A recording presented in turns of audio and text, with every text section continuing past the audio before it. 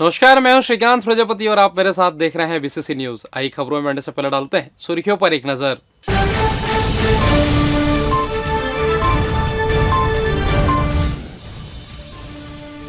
अंबिकापुर के लिए हवाई सेवा शुरू, सीएम ने दिखाई हरी झंडी। गैस की कालाबाजारी का मामला, खाद्य विभाग ने मारा छापा। शहर में फल फूल रहा सट्टे का कारोबार, फिर सामने आए 2 मामले। यीशु मसीह के आगमन की खुशी, मसीही जन दे रहे शुभ संदेश। तो ये थी सुर्खी, अब खबरें विस्तार से। मुख्यमंत्री विष्णुदेव साय ने रायपुर अंबिकापुर बिलासपुर हवाई सेवा का स्वामी विवेकानंद विमानतल रायपुर से शुभारंभ किया। श्री साय ने इस अवसर पर कहा कि छत्तीसगढ़ के विकास की दिशा में एक और ऐतिहासिक कदम आज उठाया है। रायपुर अंबिकापुर बिलासपुर विमान सेवा का शुभारंभ हमारे क्षेत्रीय कनेक्टिविटी के विस्तार का प्रतीक है। विमान के बिलासपुर स्थित बिलासा देवी केवट एयरपोर्ट पहुंचने पर समारोह आयोजित कर यात्रियों का अभिनंदन किया गया। मुख्यमंत्री ने कहा कि प्रधानमंत्री नरेंद्र मोदी के नेतृत्व में देश में जो परिवर्तन आया है उसका यह एक बड़ा उदाहरण है। उन्होंने कहा कि हवाई चप्पल पहनने वाला भी हवाई जहाज की सवारी करेगा और आज यह सपना साकार हो रहा है। सरगुजा और बस्तर जैसे दूरस्थ क्षेत्रों की एयर कनेक्टिविटी से न केवल नागरिकों की सुविधाएं मिलेंगी बल्कि इन क्षेत्रों में टूरिज्म एवं आर्थिक गतिविधियां में भी वृद्धि होगी।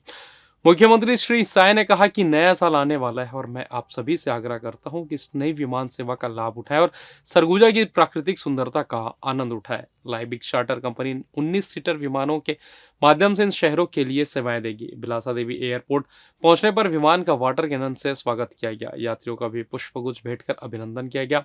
अंबिकापुर के लिए 17 लोगों ने टिकट कटाया। प्रथम दिन 1298 की बेस प्राइस पर टिकट बुक किए गए। गुरुवार, शुक्रवार एवं शनिवार को दोपहर 12 बजे विमान बिलासा देवी केवट एयरपोर्ट से अंबिकापुर के लिए टेक ऑफ करेगी। माँ महामाया एयरपोर्ट अंबिकापुर से शुरू होकर बिलासा देवी केवट एयरपोर्ट बिलासपुर तक का जो यात्रा रही, आज ऐतिहासिक दिन, बेहद सुखद और हम सब के लिए एक स्वर्णिम पल, एक यादगार अनुभव जो छत्तीसगढ़ की हवाई सेवाओं के विस्तार में एक नई कड़ी आज जुड़ी, उसके लिए अभिनंदन है, आभार है माननीय प्रधानमंत्री जी का, माननीय मुख्यमंत्री जी का, सभी जनप्रतिनिधियों का।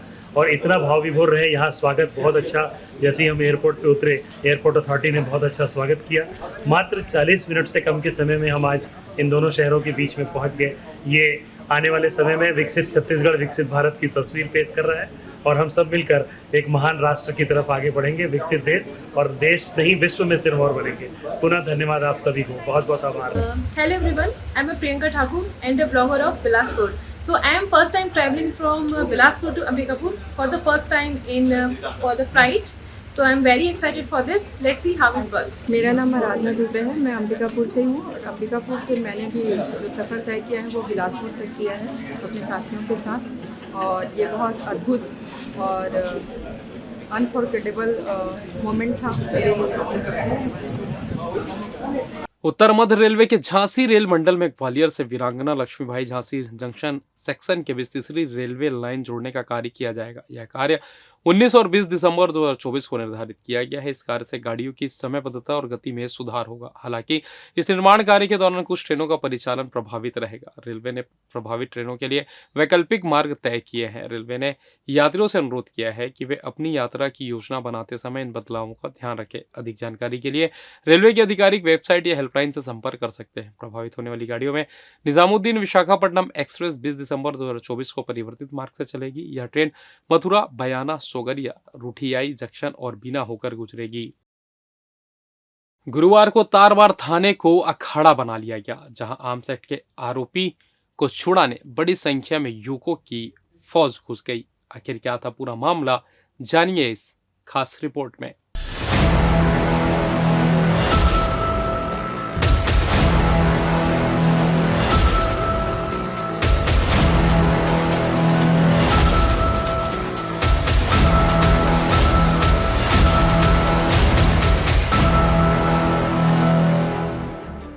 थाने के अंदर घुसी ये भीड़, पुलिस कर्मियों को धमकाते युवक और थानेदार से बदसलूकी।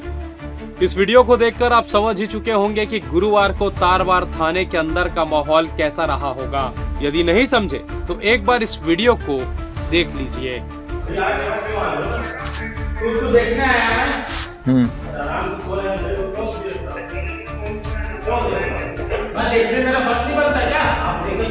देखो ना, बोल देना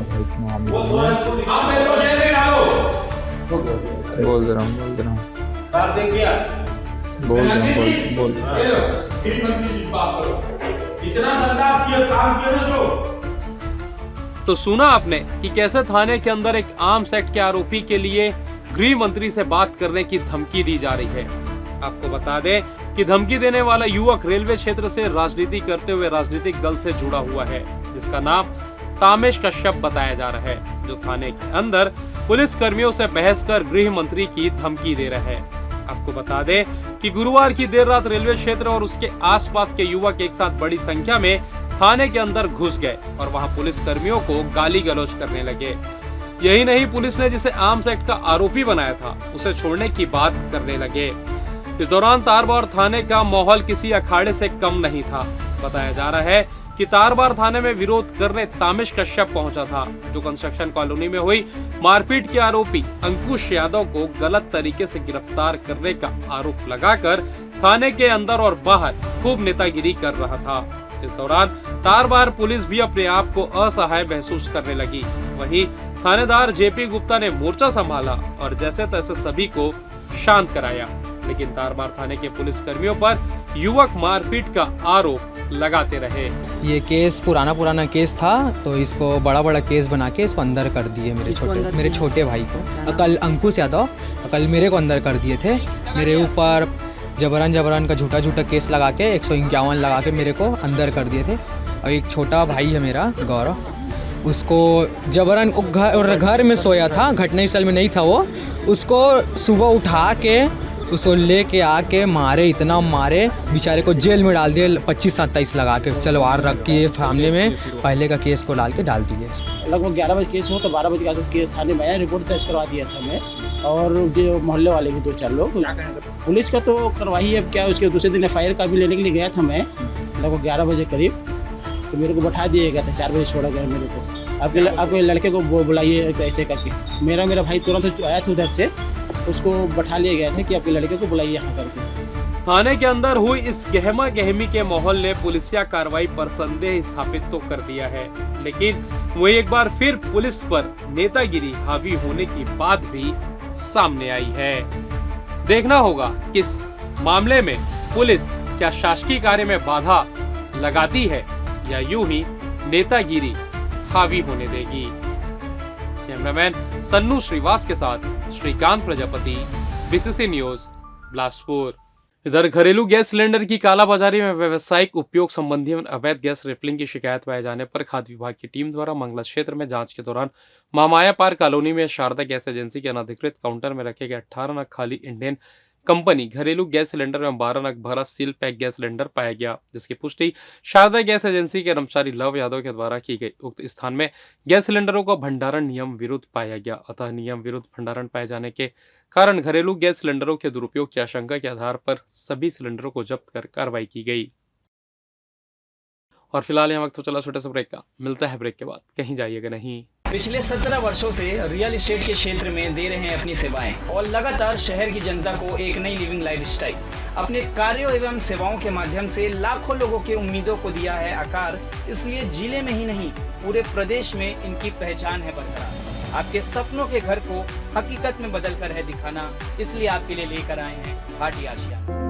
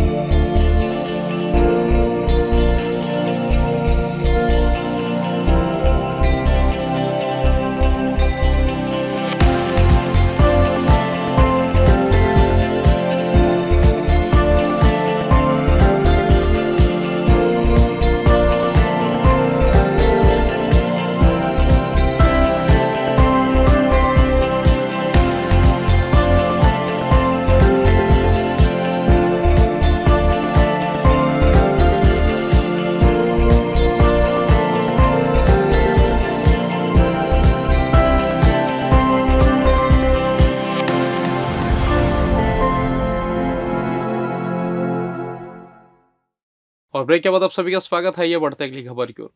पुलिस ने सिरगिट्टी क्षेत्र में सट्टा खिलाने वाले खाईवाल सहित 4 लोगों को गिरफ्तार किया है। उनके पास से पुलिस ने 21,000 रुपए नगद सट्टा पट्टी जब्त की है।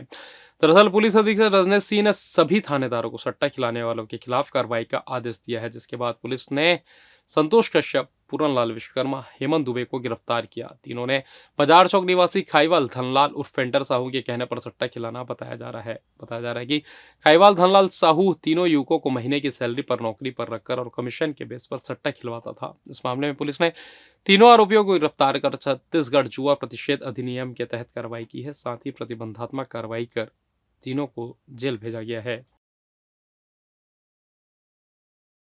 सरकंडा पुलिस ने सट्टा खिलाने वाले 2 सटोरियों को गिरफ्तार किया है। पुलिस को सूचना मिली कि सरकंडा क्षेत्र में सट्टा पट्टी का काम किया जा रहा है। पुलिस ने इस दौरान सट्टा खिलाने वाले रामायण चौक निवासी जितेंद्र कुमार पांडे और बसोड़ मोहल्ला निवासी हरीश वंशकार को गिरफ्तार कर लिया। उनके पास से पुलिस ने 2500 रुपए नकद और हजारों की सट्टा पट्टी पेन कागज जब्त किया। दोनों आरोपियों के खिलाफ छत्तीसगढ़ जुआ प्रतिषेध अधिनियम के तहत कार्रवाई की गई।